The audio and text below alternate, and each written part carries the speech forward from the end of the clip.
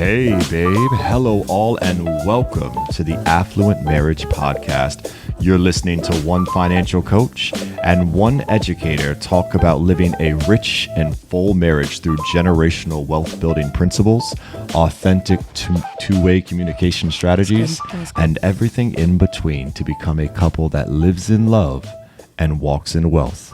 Your legacy begins here. Yes. This is exciting. I love it. This is really good. Here we are, episode 5. 5, guys. Can you believe we've made it this far, right? We are. As of this moving. recording, we have not released all of the episodes yet. So when I tell you we have had such a fun time compiling all of these episodes, editing episodes, putting them up on YouTube, putting them up on all of these places, but like keeping them as drafts, like we're so excited to finally release it. So, because this is a lot of work. It is, but I've loved love. every moment of getting to know editing and recording, and I'm having the time of my life. I'm I really so glad am you enjoying are. this. You know what? There's one thing that I've known since being in business is that is one part of this that I was already like, you got to do it. And that's the editing. I will make the content. I will do all the pictures, but don't come at me with the editing. I think that shows up on my Instagram, right? You can tell that you have done a lot of editing. Mine does not have a lot of editing. You will not see a lot of reels on mine. So I wanted to start off this episode with all the vibes. I want to start off with some positivity. I want you to tell me one thing that has been positive this week. One thing that has been positive this week, in our lives, or just something? I just need some positivity. Positivity. Okay. Well, I mean, our girls, it's going to start off negative. I'm going to find a positive. Our girls have been a little bit, our youngest, who is 2, which she'll already say that she's 3 because she's very excited for her birthday. But she was a little under the weather this week. And I had to call off work a couple of days and I had to cancel clients. And even though I did have a little bit of a mindset, because I was really excited to work with my clients, but I'm so blessed and happy that I have the flexibility in my business, in my life, that I can take the days off and snuggle her and be with her. And, it was really actually helpful for me too. So I feel very refreshed and I'm happy that I have the space to do that. I love that. I don't know. Is that happy enough? I feel like I could find some other stuff too that just made me happy. It's, I just wanted to set that mood for today, those vibes. I'm thankful that I have a job that allows me to have the time to do this as well. Yeah. I'm able to balance both pretty well, and I enjoy that. Yeah. I've also had time to paint some trim around the house to get this ready for being a midterm rental. So I'm excited. Yeah. If you've checked out our stories, we're talking about how we're updating the space to get it ready for being rented out this summer, coming to a furnished finder near you is the space. And so that is also a labor of love. But I think my favorite part about that is finding like the little pieces that we can be thankful for, like even in the midst of like the crazy and chaos, finding little pieces that you can nibble on and say, this is my piece that I can say, my morsel of joy that I can say, I'm so thankful for this. I feel like those are sometimes absolutely more beneficial, I think, than the big things. So you can be like, I'm so excited, Right. I don't know.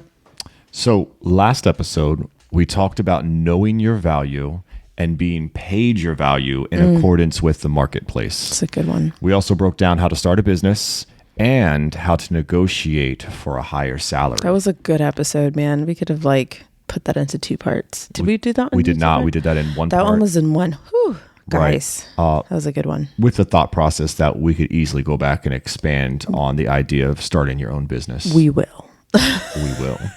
It's going to come back up. The reason why I asked you to start off the show with some positivity is because this episode is all about your mindset. I love mindsets. Yes, we've arrived, babe. This is this is our good. favorite topic. It is. We talk about it all the time. All the time. So today we're on takeaway 4 from the book We Should All Be Millionaires by Rachel Rodgers.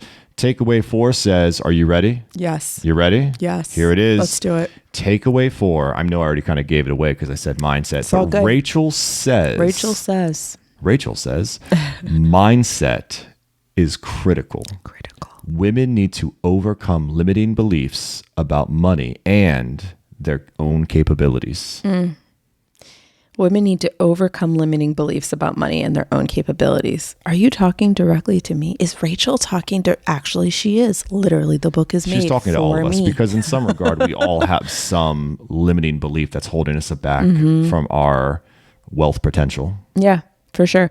I feel like this is a really good one because with most of the clients that I work with, especially in their financial journey, when they come to me, this is the main part we talk about. We don't even dive into numbers sometimes until almost a month in because we're just talking about mindset around making money, spending, charging your worth. And sometimes those conversations, like it can feel like it's like, wow, are we going to talk about numbers yet, Kim? And I'm like, we're not there yet. You're not ready to even stomach the numbers that are going to come with the conversations we're about to have. If you can't perceive the journey and have a mindset of like, this is going to help me push further. If you don't already have that in your mindset and you already have these limiting beliefs, going through the numbers is simply going to make you more anxious. It's going to make you more resentful to yourself, to the things that you've done in the past. Like you're not going to be in a good headspace to actually be in a place where you can learn and take the steps further. And so there are some clients that will stick in the mindset for a longer time. Sometimes more, I'm like, wow, we're still talking about mindset because it can be. No matter how much money you've made, you can sell like crazy, but still have a poor money mindset and have these limiting beliefs. It's absolutely possible. Here's what I want to do today with our educator background. I want to first talk about mindset, and there's two types of mindsets and what they are. And then I'm going to take us into some limiting beliefs that people might have. I've got a few examples or samples, and we can kind of work through those and break those down. Okay. Sound good? I love it. All right. So when you hear the word mindset, how would you define that? I was actually listening to a reel about this earlier. It literally says that your mind is set. So your mind is set on blank, whatever it happens to be. And so if you're thinking about joy, if you're thinking about, I'm going to push further, if you're thinking about, and you're creating an environment around this thing, whatever phrase you want to put in there, that is your mindset. So I think it's very clear. It's in the name. Like you will know what your mindset is. If I say a certain phrase to you, and especially in reference to money, sure, the first phrase that comes to your mind will dictate the mindset you have about that. So if I say millionaire and you're like, fancy, hoity-toity, never going to be me. I pretty much can tell you that's your mindset when it comes to that. You have not even opened yourself up to the realm of building wealth for yourself. So like challenge yourself. I know this is probably getting down to our CTA. Oh, it doesn't matter. I love this stuff. But challenge yourself to like, when you hear someone talking about their money wins that they've done, if the first thing you think about is, how dare they? Really challenge that. Where is that coming from? Are you really thinking that they couldn't do it, or are you thinking it's not possible for you? Yeah, I love when you go off because, like I said, educator for 15 years here. I've worked literally with anywhere from 6 to 11-year-olds. And if you don't think they throw your lesson through a loop every now and then, I'm built for this podcast. I'm ready for whatever you throw at me. You take this podcast whatever direction you want. True. I'll bring it back on track. You'll bring it back. Worry. I know. That's what you got your notes for. That's right. So your mindset, that is your beliefs, that's your attitudes, that's your assumptions that shape the way we perceive ourselves, others, and the world around us. I literally just said that. I love that you put it. I love that you have that here. I didn't even read it, but like that's literally what I just said. Right. And an example. Thank you for the reel. Way to go. Hey, this is Kim Graham from the Affluent Marriage Podcast. We hope you're enjoying what you're listening to so far. But if you're thinking to yourself, man, I wish I knew more about what's going on in Kim and Dan's world, I want to ask some specific questions and be able to get extra resources, well, you might want to think about joining the Graham fam. Now, I know I love exclusive content and I love having more of Kim in my life. And if that's something you're interested in, you can be a subscriber and you can get exclusive episodes that no one else is going to hear that's going to help you build generational wealth and have more authentic two-way communication. Links are down in the show description. You'll be able to click and see more information about Graham Fam, and we hope to see you behind the scenes. Have a great one, and let's get back to the show. I'm just saying. It's nice. So your mindset influences everything that you do. when you're in that mindset that you kind of described earlier and you're stuck, it's going to be very hard to accomplish anything, to do anything, to go anywhere, to anything in your business. Yep. If you are in that place. Yeah. So it influences your behaviors, your emotions, your motivation, to get out of bed in the morning. Yep. Right. We even talked about, you just said business, and I know we talk about business here, but even in conversating with your spouse about things like money or whatever, your mindset can debilitate you from even stepping into that, because there's so many competing thoughts of how this could go. And it can really cripple the communication lines between before your spouse. The conversation even starts. Before it even starts, it's all happening in your head, and your spouse has no idea, and they're thinking everything is fine. Normally the men, just everything's fine. It is what it is. I won't say anything about it. You know women. You know how we are. You know how we can be. Moving on. So there are two types of mindsets that in education and everywhere we really do talk about. One of them is happy and bubbly and positive, which is why we started with all the vibes this episode. And we call that a growth mindset. The other one is the one that we've kind of been talking about, that's debilitating and you feel stuck. And you said like you're set in your ways, you're set in your mind. We call that a fixed mindset. So clearly the goal here in this episode is to talk about having a growth mindset and avoiding and breaking down those fixed mindsets. All right. So I'm going to just read these off to you from my notes real quick, and then we can kind of talk about fixed and growth mindset. Yes. Okay.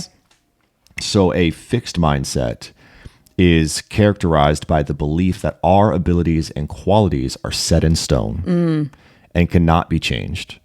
People with a fixed mindset tend to avoid challenges and view failure as a personal reflection of their inadequacy. Wow. Yeah, that's harsh. It is. It's harsh, but it's real. But this is real, right? How many times in your business did you come and talk to me and feel like you had like imposter syndrome? Oh my gosh, yeah. You felt like, your value or your worth, wasn't being reflected in the marketplace, and you didn't, think you could charge whatever dollar because you weren't good enough. Or maybe one of your meetings with your clients didn't go the way you thought it would, and you came back and you're like, what am I even doing? Yeah. Yeah. And that is that fixed mindset, it coming into play, where I had to, and we'll talk about this, I guess, later when it comes to limiting beliefs. I feel like I'm going to be on the spotlight and under the microscope, because this is something that I struggle with on the daily, that I have to constantly be like, nope, like I have to choose the growth, because we will, by default, I think there are many of us in certain areas of our life, we will default to the fixed mindset. And when we notice that we're getting there, it takes work to move us to the growth mindset in whatever area we're working on. I think I'm a weird individual. You are so, or you're just. Do you think I'm weird? I do think you're weird, but I also think it's because, I don't know, sometimes I think it's a dude thing, but I know it's not. You're just, maybe it's just you. You're just maybe weird. I'm just built different. You're but just like, built I don't different. know how to describe that different. You're Like, so is that a weird. good different? I don't know.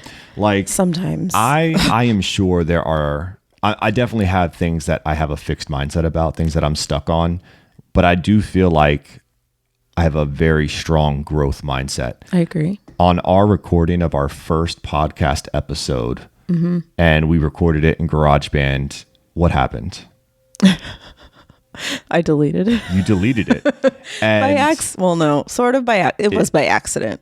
I deleted it. The whole podcast, it was edited. It was everything. It was beautiful. It was done. It was done. Perfect. And you deleted it. Yeah. And how would you expect your spouse to respond to his passion project being deleted? Yeah, I expected him to be so upset. Like, because I was like, oh no, did I just do it? And he was like, you just did. I was like, no, I didn't. Did I just delete it? And he was like, yeah, you just did. And I was like, oh my God, we just did all this work and it's so late at night and we're going to have to redo it. And I was like having my moment and I was like, oh my God, I'm so sorry. And he was just like, it's cool. We can do it over again. And I was like, You know what you just reminded me of? You know who I am? And this will be very specific, so I'm not even sure that everyone will get this. I can already tell you who you are. Go ahead. Oh, I'm not even going the direction that you're going. I already think I know what you're saying. But do you remember that Popeyes thing that it was like viral on the internet, and all these people are going This through is Popeyes. so specific. No, It really nobody is going to know Okay, about this. But get this, all right? Everyone is going through this line in Popeyes, and everyone is trying to get chicken, but this Popeyes is out of chicken. Which Popeye's out of chicken? Yeah, What? right? Yeah. Are you out of chicken or there's no chicken? So this is happening, right? And this whole video is going on and on and on, all to get to the point of this very last dude. Because everyone is just outraged, right? Yeah, they're all upset. They're all angry because there's no chicken at Popeyes. I mean, people are heated about their chicken. Yeah. And then this random, like, happy-go-lucky guy drives up, and they're like, sorry, sir, we're out of chicken. And what's his response? All right, cool. He's like, that's okay. I'll order a pizza. I'll order a pizza. like that is if yep. that's not me, like just that happy-go-lucky, oh, it got deleted? Oh, that's okay. We'll shoot it again. Do you know what I was going to say? How many times did we upload to YouTube? Oh my gosh. In the last 3 or 4 days. 3 to 4 times. And I've had to rewrite the descriptions. Like, and I'm just like, so hey, many you know, times. I think my fourth attempt at writing the description is better than my second and first attempt. That was literally his response. Well, I think every single time I've had to write it has gotten better. Like he always will find some like hint of like silver lining. And I just think that that's such a very interesting and growth mindset way of looking at it. Do you know who I was going to say you are? Since we're watching Modern Family, I think you were going to say. No, I was not going to say Phil Dunphy. Okay. I was going to say Ted Lasso. You know, I'm pretty toxic. So I don't know. So his friends, so I don't think you're toxic. I think in this regard, what we're talking about, for me, you are more of a Ted Lasso than you are a Roy Kent. But all of his friends say that he's like a Roy Kent, like he's kind of a jerk. I'm a jerk, yes. All right. So in contrast to the fixed mindset, we have the growth mindset, which we've talked about this whole time.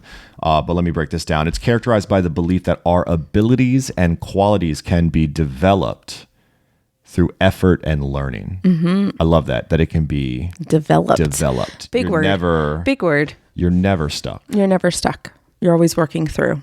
Mm-hmm. It can be developed. Yep. We can learn. We can overcome. Mm-hmm. People with a growth mindset embrace challenges and view failure as an opportunity to learn and grow. Yes. And like, I don't know, we might be toxic. No, I don't want to be toxic positivity. That's not what this is, right? Because there's toxicity. There's a wholesome, but there's this like toxic positivity that people don't like, where you're like, no matter what, you can always find the good in everything. Like, no, sometimes things just suck. Like it does. Yeah, right? I think that's inauthentic. Right. That's inauthentic, right? Obviously, we're going to have days where they suck. I had a day this week that was just, you could not tell me the silver lining. I was like, today sucks. I was crying. There was a lot of stuff, right?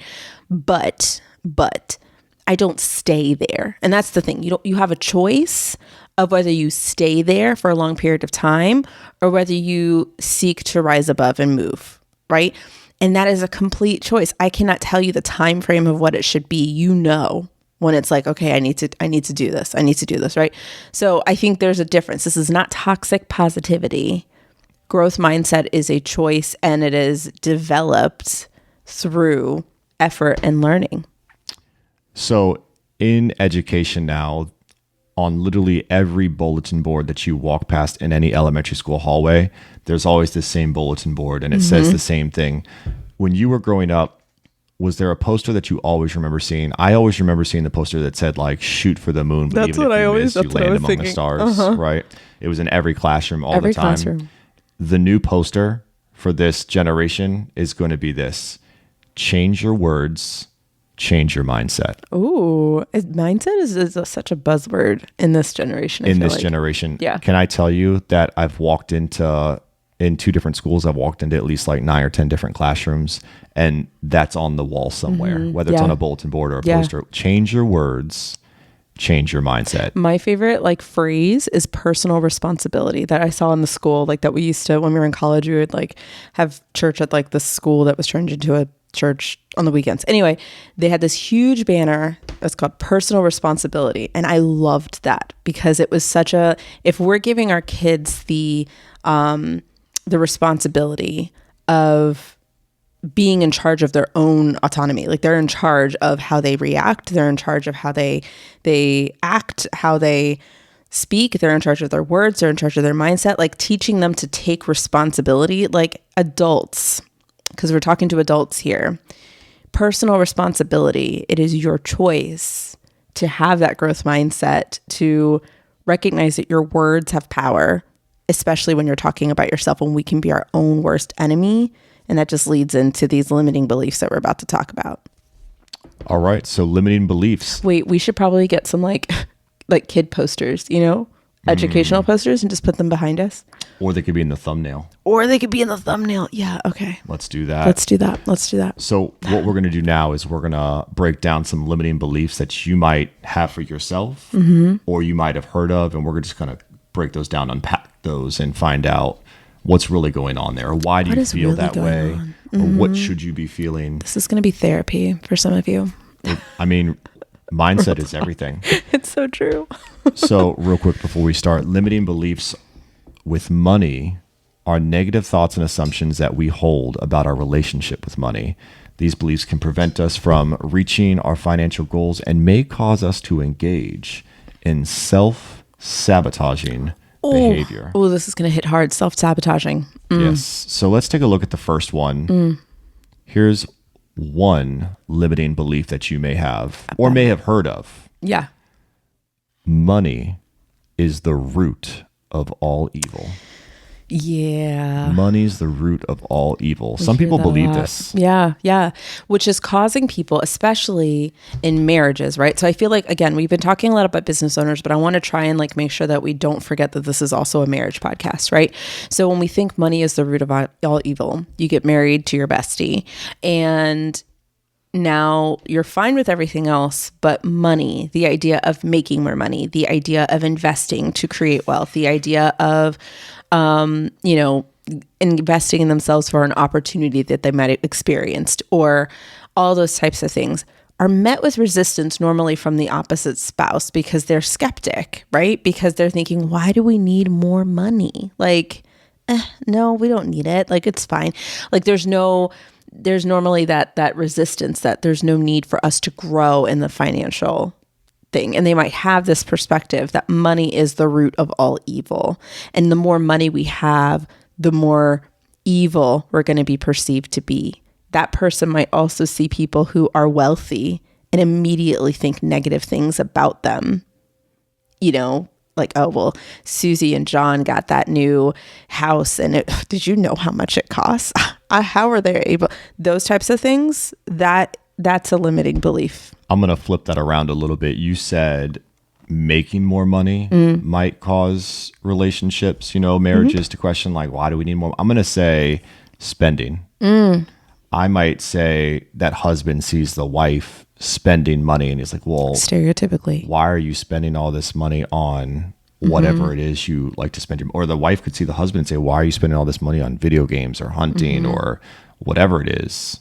Right. They might see that, man, my marriage would be so much happier if money wasn't a part of it, because then they wouldn't be buying all this stuff. Right. So this is a common misquote. It sure is. It has nothing to do with money. Some of you are already like, no, I already know the whole phrase. It's not the money. It's not the love. I'm sorry. It's not money. It's the love. It's not money. Money is an inanimate object. Money is devoid of all emotion and feelings. It's not emotion. Right? It has as much emotion as this, little fake leaf plant that I have here to give us some aesthetics. Yeah. We also have a little chicken there for you guys because happy Easter. Money is nothing. Money is nothing. It's just some paper, right? So the word that they're missing is what? The love of money. And this is the thing that I love to say to people is that more money is not going to create more greed, because whatever you're doing right now with your money is simply going to be amplified with more money. So if you're already mishandling it, mismanaging it, going into, using your credit card and not, you say you use it for points, but I had somebody who used their credit card for points, but she was working so hard and swiping so much to get this last ticket for something she needed for her kids. And I asked her, wait, I need you to stop using the credit cards for a little bit because your balance is so high. You need to pay it off. You're not being responsible with it. And she said, but I'm so close to the last ticket that I need for this trip. And I was like, how much is this ticket? And she was like, it's $300 something. And I was like, I'm sorry. You're going into X amount of dollars of debt for a ticket that's free. Work, use cash, pay for the ticket.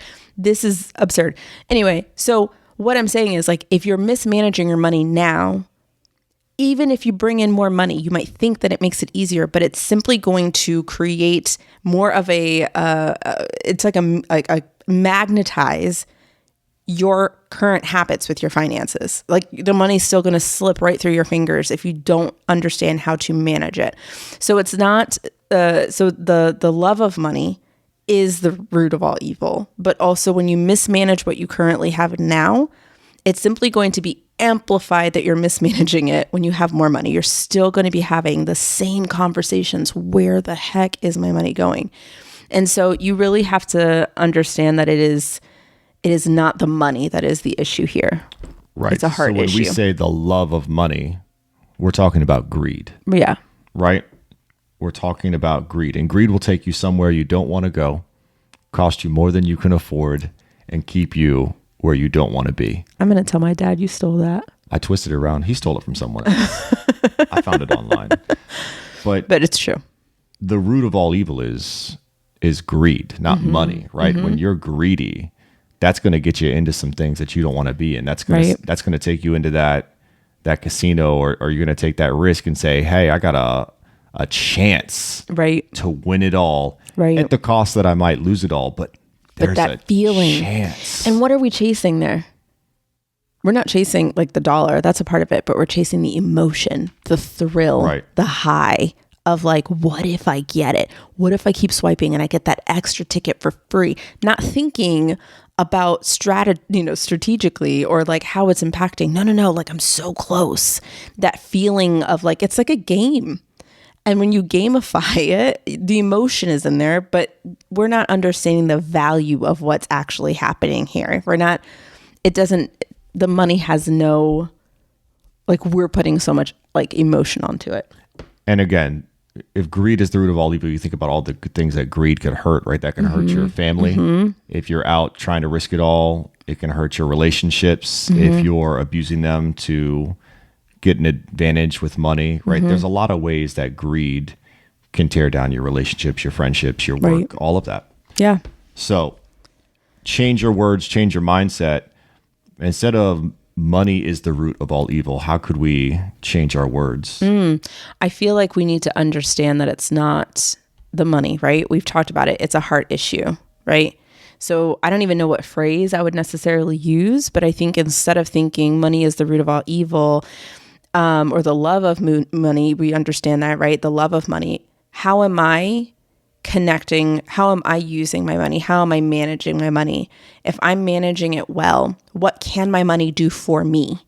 Not what I can do for it, right? Like I can, but what can money do for me? How can I make sure that I manage it so that it's actually being helpful to another person who's in need, build generational wealth for my family, blah, blah, blah. Like, right, think of all the positive things that it can do to help you switch that mindset from fixed, that any person who has a wealth of income or has that new car outside or whatever, that they're automatically evil. Instead, really think, what did they have to do?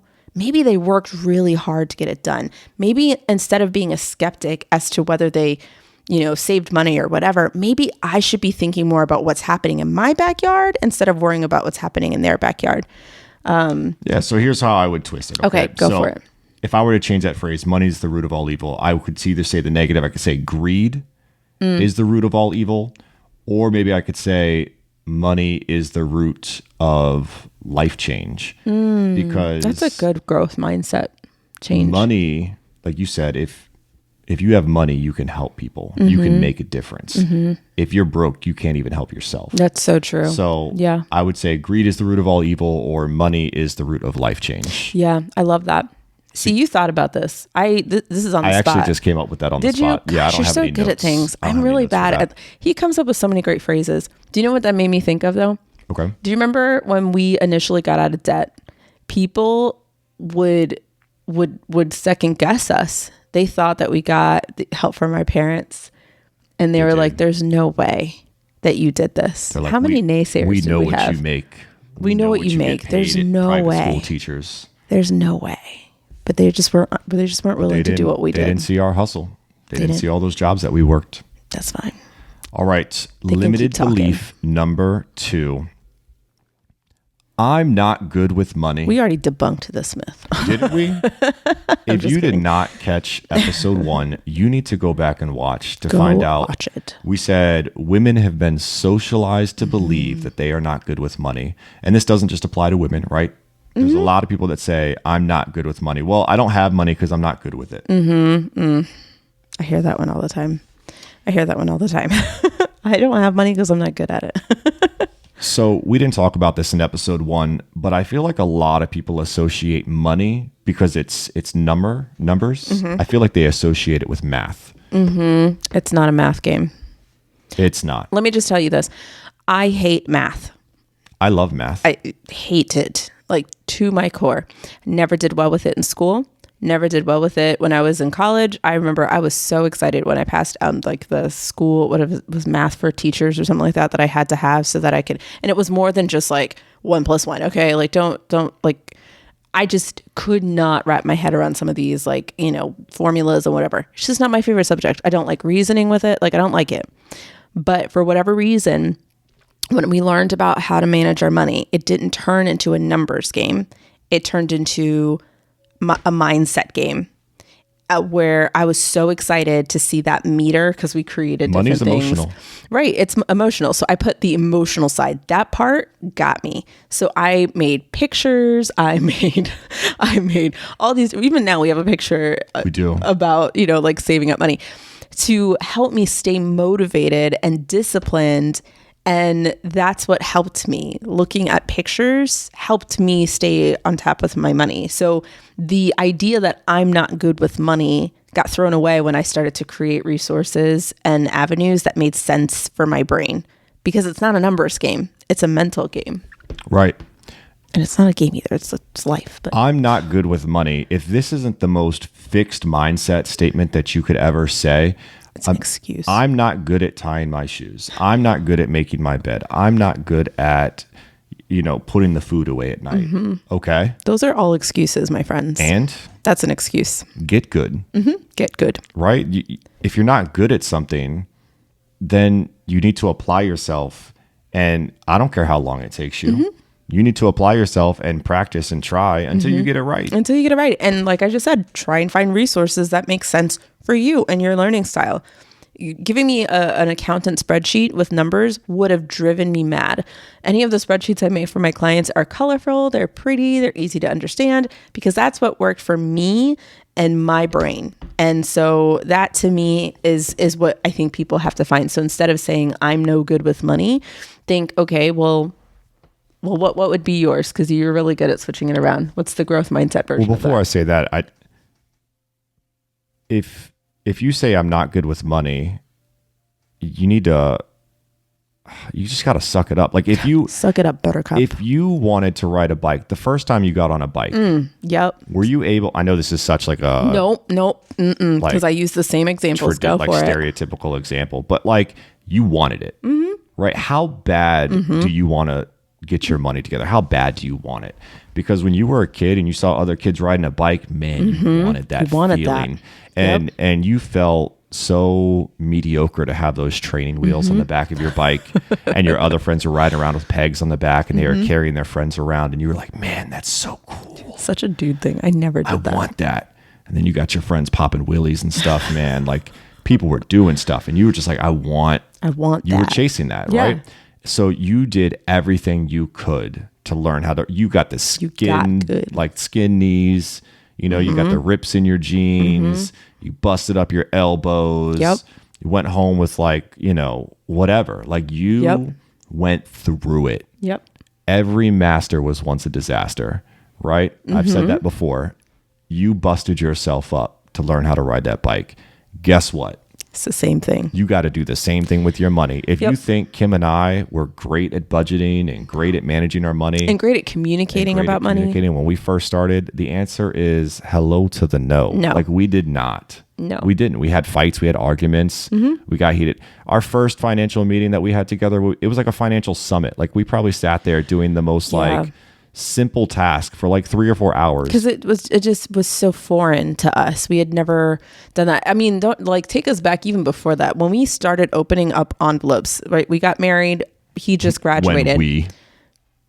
Well, he got all these envelopes in the mail that were all like about student loans, and he would open one and he was like, oh, like 15 grand. He would open another one. And, oh, okay. You know, it's cool. He would open them. And it was like every single one he opened, his face, like just a part of me died. Oh my goodness. I had no idea. And they were private loans. Like we could not consolidate them. It was like a good $900 to $1,000 that we had to pay every month, and on our tiny salaries, it was a lot. So that was grounds for us to be like, oh, this ain't gonna work. Like, I'm just not gonna, this is yours, and I'm just gonna be over here. We're gonna be in separate bank accounts. You do you, I do me.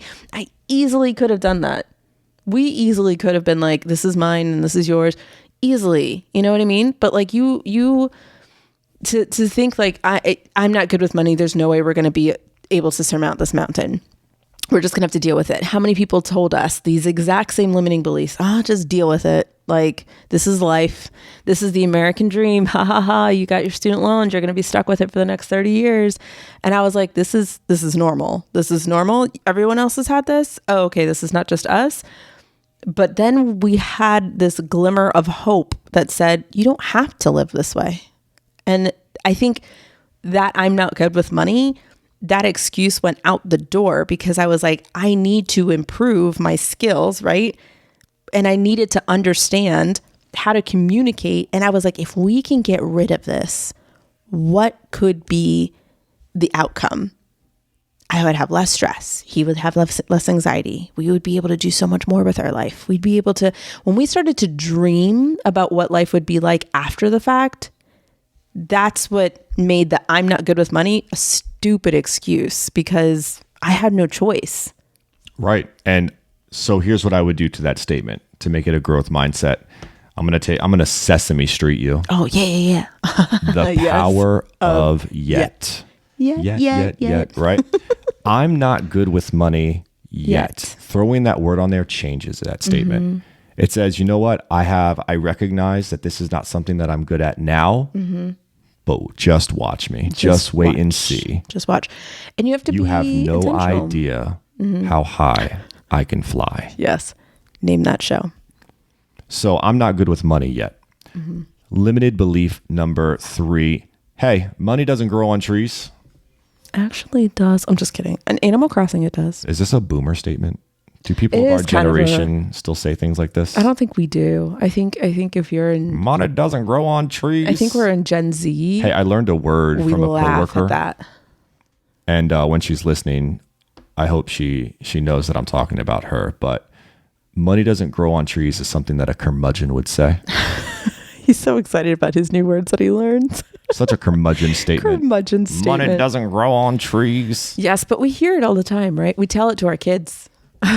Money doesn't grow on trees. I'm not just going to buy you everything. Do you not know? I'm not made of money. That's another one. I'm not made of money. You know, I think that's what we say instead of, it's normally just someone who's younger than you. Money doesn't grow on trees, you know? Right. It's just a scarcity mindset. It is.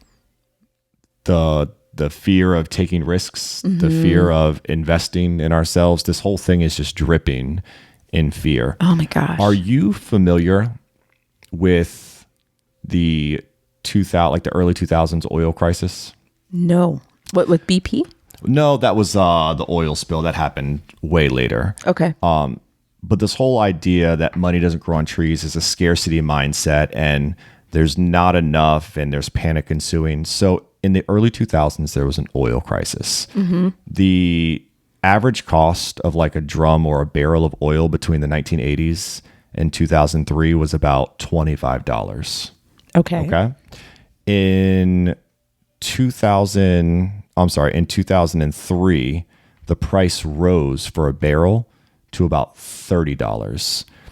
In 2005, it peaked at $147 a barrel. Okay. Oh, sorry, it peaked in 2008. So $60 in 2005. But the point is, there was this oil crisis. There was this whole idea that we're running out of oil. There's hardly any oil left. There's all these other things going on with politics and stuff. Such scarcity. But there was this scarcity mindset, and the world panicked. We're noticing a lot of trends of the scarcity even now. But continue. This isn't a new pattern.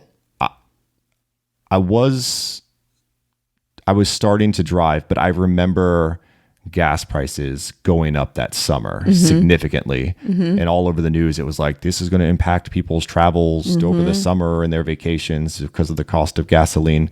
But there was panic because there was scarcity. But something happened in the world. So excited. What happened? Something happened. In that scarcity, there were people out there, thank God, that had a growth mindset. They didn't just say, well, this is it. Oil's all gone. It's stupid expensive. We can't afford oil anymore. Like, everything's just going to be buku dollars. Do you know what mankind did? What? They got inventive, and they found ways to tap into oil that they previously could not tap into. They dug deeper. Yep. And they Now I were remember able to where you got access this. oil. Yeah, we read this in a book. Yeah, that's what I was And like, they were wait, this able is to- yeah, this sounds is familiar. wait, what? So they were able to become inventive, and they were able to tap into oil that was deeper in the ground that they were unable to access before. And they did that out of scarcity. They had a growth mindset, and they said, you know what? We got to problem solve this. Right. We're running out of oil. We need oil. It makes a lot of money, and we need more of this. Yeah. So they found more. Right. You know, if you are curious what that book is, it's The Psychology of Money. It is, yes. Such a good one if you want a good read. That's very approachable. Do you know who my favorite person who is able to move past the scarcity and into the growth mindset? My favorite person to listen to or to learn more about is Walt Disney. And I'm not going to go into a ton because I'm like a little bit of a Disney. I love Disney. A little bit? I love Disney. You go to bed at night with No, loud and proud. I'm a Disney nerd, and I'm totally proud of it. I'm an adult Disney nerd. Yes. But I love the stories. Like, they're so impactful. Like, I will cry at the documentaries. It's all good. Full stop. Anyway, that is my favorite. Like you want to hear about all the things that could go wrong, did go wrong. But then I'm going to think about growth mindset. Surround yourself to go over this, money doesn't grow on trees, overcome the dripping in fear and all that stuff. Surround yourself with positive stories of people who have overcome every situation that you have, every situation that you think is so unique that you could never overcome. Well, because I'm this, I'm that, I have all these kids, or I have this many jobs, or I have so much debt, or whatever. Guarantee you, we live in this beautiful age of internet. Go on YouTube, go on Google, look up your situation and look up someone who's going through their money situation. Guarantee you will find a debt-free scream.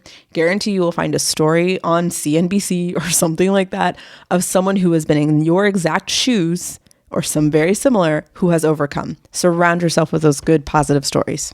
So here's another quote from another book that we read from The Secrets of the Millionaire Mind. That's another good book. I'm paraphrasing here. I don't have the full quote.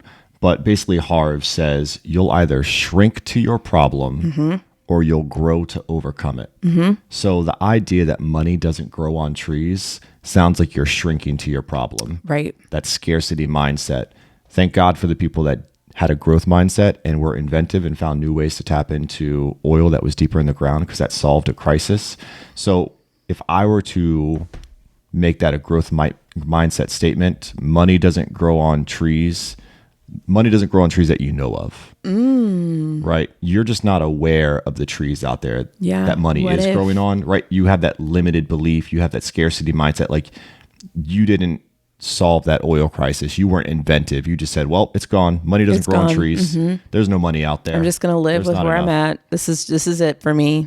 There's nothing else out there. And someone else might say, well, that you know of. Yeah. You haven't done the research. You're not aware. You haven't done your work.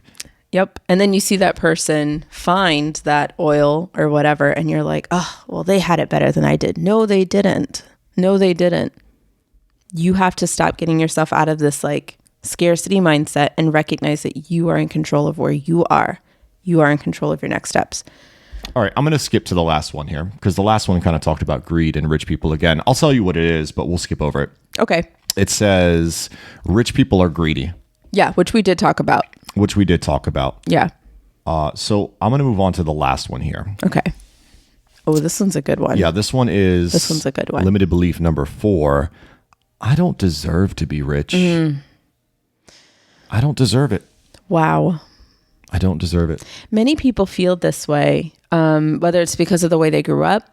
Maybe in the way you grew up, you never even thought that it was even in the cards for you that you could be someone who is wealthy. Maybe you're the first one who's ever even thought about it. Maybe you're listening to this and you feel super awkward. How dare I? Who am I to be listening to a podcast about being wealthy when I know the family that I'm from? Like, all of these things, all of the limiting beliefs we just shared with you might resonate with you deeply because either you heard them, you internalized them, or that's all you've known. This is the first time someone has said, you do deserve to be wealthy.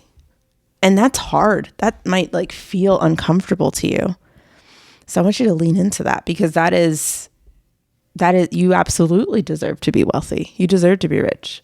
Right. So this belief suggests that we're not worthy or deserving of financial success, which can lead to self-sabotage and a lack of confidence in pursuing your financial goals. How are some ways that people sabotage themselves? In general? Yeah, just in general. What do you think? Overspending, like purposely. Like I've known people who bring in money, right? And purposely will spend it because they immediately are like, oh, we need this, we need this, we need this, we need this. And nobody goes into debt on purpose necessarily. Like nobody goes into debt with the intention of not paying it back. People go into debt and they go, I'm going to pay it back. I'm going to pay it back. Everyone has that intention. I think everyone has positive intentions there. But I do think that their mindset of, I'm not good enough with money, I don't know how to manage it or whatever, gets the best of them. And then they have a huge problem that they thought they were going to be able to solve. And now all of a sudden they're like, oh my gosh, I'm just going to like self-sabotage by continuing to, when money comes in, I'm going to spend it on more things. I'm going to get more debt. And then all of a sudden they have all of these mountains that they're trying to climb at one time. And then when this conversation comes, when you're like, hey, do you know you could be wealthy? No, there's no way. I don't deserve to be rich. Have you seen what I'm doing? Like, I can't even handle. You see how all of that comes together? So that self-sabotage is subconscious, and you'll notice it the moment you get money. If you immediately go and spend it, that's where I see a lot of people self-sabotage. I see it in how you show up. Okay. As an educator, you walk into the classroom, and people tell you this all this time throughout your career, but they'll tell you that your students will know when you're off. Maybe even sometimes before you know you're off. It's true. But they can sense it. Like you can go in there and fake a smile and say, good morning. It's great to be, sing some cheesy song. But they know when you're not in it and when you're not feeling it. They can sense it. And I think the same thing is true with your content. We were supposed to record last night, but you weren't feeling 100%. Oh, no. And I need spicy Kim. I need the Kim that keeps it real. If we would have recorded last night, I'm sure it still would have been a great recording, but it wouldn't have been 100% Kim. And do you know why I was like having a rough night last night? It's my mindset. Like I made myself sick. I truly believe that I made myself sick. I was a complete mess. I just was like, I'm a horrible mom. There's probably a lot of hormonal things or whatever going on there too, but it matters. And if you recognize it, that was the thing that I said earlier. Once you recognize these limiting beliefs and you are able to pinpoint them as soon as it happens, it's so much easier to fight off because they don't just leave when you start making more money. They don't just leave unless you're super chipper like he is. Like he always has a growth mindset on things. But he's my cheerleader. But like, honestly, like when that happens, you have to be able to nip it in the bud and go, nope, I know what that is. And I'm going to give myself the space to like get down off, like tell myself like the things that I know I need to tell myself that are positive affirmations, growth mindset, scriptures, whatever happens to be for you to get yourself like snapped out of it. You know what I mean? So, right. So whether people know it or not, they're self-sabotaging their work. right. If they're not completely buying into their worth and their value, it shows up. Yep. It shows up in your work. And that showed up for me yesterday. So a lot of people in this world, Kim, have money that don't deserve it. But who cares? Oh yeah. We bless the rich We here. bless the rich. That's what we do here. Secrets of a Millionaire Mind. If you have not read that, T. Harv Eker. That chapter, Bless that what you want. I love that book. Completely changed my perspective on how I view the people who are wealthy. Because I used to be one of those people that are like, oh, you know, they got that new car, but like, But that's a mindset thing too, right But there. that's a Right? When you're hating on people Oh, yeah. and you're jealous and Yeah. you're judging and you're like, what? how did they? I looked at the valuation of their home. Like, Forget come on, that. forget Bless that. them. Bless them. Hey, good for you. Good for you. I don't know how hard you work to get that. I want you know that one what? day too. I'm going to work really hard to make sure that I get mine, right? It doesn't have to be exactly like you because you do you, boo. But for us, we're going to do our best to do what's best for us and we're going to get ours. I bless the rich. And Every time. the fact that people are having a little mental, moral crisis suggests that they're a good person, right? If Yeah. you're sitting there asking yourself, man, I don't deserve, or telling yourself, I don't deserve to be rich, you know, greedy people and people that lack morality, they're not saying that. No, they're not saying that. So you're a good person. And also think about the people you You could needed bless. to hear that today. Right. You're a good person. And think about the Most of people that you could bless, right? Think about the things that you want to be able to do in the world, the things you want to be able to put in the world. And what do you need to be able to start that nonprofit, to be able to bless that family in need on Christmas, to be able to, you know, blah, blah, blah. You could write the list down. What do you need for those things? Money. So the more you get, the more you understand your finances, the more you like release these limited beliefs, the more you get to use your blessings to bless others because that's the heart that you have. So you do deserve to be wealthy because you have good things you want to be able to put in the world. Don't let those people who maybe don't have the best things in their heart and maybe, you know, they're doing pretty greedy things, right? They're not worried about any of this, right? So use that to your advantage, that if I can believe that I can be wealthy because I have such good I want to do in the world, how much more could that permeate other people by you believing that you can be wealthy? Broke people can't help broke people. Broke people can't help broke people, y'all. So all I would do is take out the word don't. I deserve. Make to it be a rich. declaration, an affirmation. I deserve it. I deserve to be rich. to be rich. You tell yourself that today because it's true. You deserve it. Deserve to be rich. Why not you? Why not you? If not you, who? All right. So real quick, we're going to go through this lightning speed. We'll put this post on Instagram so you can see it. So follow us at the Affluent Marriage Pod or KG Millionaire Coach to see these things show up on Instagram. Yep. How to overcome limiting beliefs. All right. Should we go through these rapid fire? Yeah, I'm going to go through these rapid fire. Okay, So here we cool. go. First thing you need to do is identify and challenge those negative thoughts. Correct. Simply just reframing. We just did that on this episode. We did that little example, right? We took some limiting beliefs, we changed the words, we turned it into a growth mindset. Identify and challenge those negative thoughts. All right. You might need to seek support from a financial advisor. Whoa. If you're not watching right now, No, Kimberly not just yeah. lowered her glasses and kind of pointed at herself like a hot librarian. Come check out my books. Auga. Like a new girl. Anyway, Or a coach, That's what I or was- even a therapist if you have underlying emotional or psychological issues that you need to work through, right? Some things we coach. can work through on our own. yes. Some things we need help for. Yeah. Right? I And did there's that. nothing wrong with that. We have both been to therapy. Yes. Never been to couples therapy though. We should do it. Let's try it out. Let's do that for funsies. There's probably people out there who are like, what? What's wrong with you? What is wrong with you? Listen, We health believe in is it. beautiful. We believe in it. Having other people in your corner to like support you, back you up, listen to you, give you something that you to think about that maybe you've never thought of before. I thrive on personal development. You got to keep learning to grow. We're a little weird, aren't we? Oh, a little bit. Practice gratitude. Yeah. Which I would even extend to say not just being thankful for what you have, but being thankful for what others have. Yes. We talked about blessing the rich. Practice gratitude. Yep. That'll help you overcome your limiting beliefs. Set financial goals. Specific, measurable, attainable.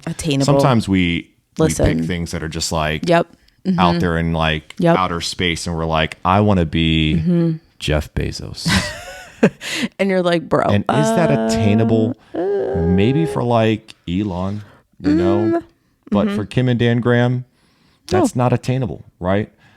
And that's not a limiting belief, right? We got to work in stages here. You know what I mean? Like work through one stage and then work to the next. Attainable. Surround yourself with positive influences. Look out for the crap magnets. Yes. And you'll know them because they complain. They are doing a lot of the limiting beliefs thing. They constantly are saying, oh, woe is me. They're constantly just negative Nancy's. You know who they are. Crap magnets. When you are around them, it feels like your energy is sucked. They pull you in. All of a sudden, you're just talking about things that make you feel like crap. And nope, you got to cultivate a circle that is bringing life, that is growing you, that has growth, that we are going to change the world. We are going to change our communities. You want a group of people that you can say, guys, I just saved like $10,000, and you want people who are like, yeah, that's amazing. That's so exciting. Or guys, I just invested in a coach to help my business. And you're like, that's amazing. Like you want people to hype you up and constantly see you grow. You basically said what I was going to say. If I had to choose between two conversations, if there was like two groups of people and I'm listening in, I'm overhearing, and one group is just, gossiping and talking trash about like their friends or acquaintances or coworkers, whatever. And then this other group is talking about how, I'm going to go with money, but it could just be like positive stuff and how they're seeing growth and all. Man, I want to be in the growth group. Right. Hashtag growth group. I don't want to be in the group That's full what we of should call crap. our membership. Growth group. Just kidding. I want to call it Graham House or Grammit. Growth group Grammit. Growth group Grammit. Triple G's. We're building G's. Finally. Wow. 1 G at a time. 5 G's. Challenge your beliefs. God. Whatever you notice yourself thinking negatively about money or your financial situation, challenge those thoughts with more positive, empowering beliefs. So turn that frown upside down. Change that negative statement into a positive. Throw on a yet at the end, the power of yet. Hey, I can't do this now, but I'll be able to do it tomorrow. Yep. Or after I watch this YouTube video. Yep. Or I'm gonna be 1% better. That's like another favorite thing I love. Be 1% better every single day. Just like Daniel with his trim around the house, right? He could have tried to do it all in one day, which would have been really hard with both of our girls being around the house, running all over the place, taping and painting. But he did a little bit at a time around the house every single night for 20 minutes. 1% better. And it was done in 4 days. Mindset is critical. Women need to overcome limiting beliefs and about money and their own capabilities. No, I want to make sure we say women because we're taking these things from Rachel Rodgers, but this is good for men and women in your marriage. You need to overcome your limiting beliefs. Identify them, nip them in the bud, talk about it, and be aware of what limiting beliefs are even lying beneath yourselves in your marriage. The second part of that statement, which we're not going to talk about today, but is absolutely going to happen, is your own capabilities. We need to overcome our limiting beliefs about money and their own capabilities. When we think about our own capabilities, that is fear. You have a favorite quote that I've seen on your computer by Susan Jeffers. Yes, feel the fear and do it anyway. Feel the fear and do it anyway. So we're going to talk all about fear and overcoming fear and just doing it anyway. Whatever you're afraid of, just get out there and do it. Yep. All right, Kim, time for the call to action. Woo. All right. So I want you to do a journal entry in your books. If you have a notebook or even on your phone or anywhere that you can put this out there, you want to think, what is stopping you from becoming the person you aspire to be? Like, what is it? List it out and really think, what ways do you have power? Like, what ways can you start making adjustments to make sure that you can start to become the person you aspire to be? And dream big. Dream big. We have a new nugget of wisdom from the Affluent Archive. I love the Affluent Archive. It's What is on it? every bulletin board and wall in every school that you'll walk into in America right now. Oh, good. This is great. We've talked about it before. Change your words, change your mindset. That's right. Change your words, change your mindset. That is what we want you guys to be able to do. And we know that it's not something that happens overnight. It is a 1% better, as we mentioned, one day at a time. The more intention and discipline you put behind making sure that you're managing your own mindset and the words that you're saying to yourself and the things that you're internalizing, when you start to recognize it, that's when you're going to start seeing change. That's when you're going to start seeing opportunities instead of walls. And that's what we want to be able to help you guys do. Once you conquer that, it's so much easier to really think about the financial stuff in a growth mindset ways instead of a fixed mindset. Thank you guys for listening to my wife, Kimberly Graham, and me, Daniel Graham, your host of the Affluent Marriage Podcast. Be sure to follow us at the Affluent Marriage Pod on Instagram or KG Millionaire Coach. We'd love for you guys to continue to listen in and to check us out. Yep. And you can email us at hello@theaffluentmarriage.com. It's still a new thing for us. Message, contact, or comment. Make sure that you guys hear us. And we'll see you next time where we talk about fear. Take care, guys. Stay away from those crap magnets. No more crap magnets for you.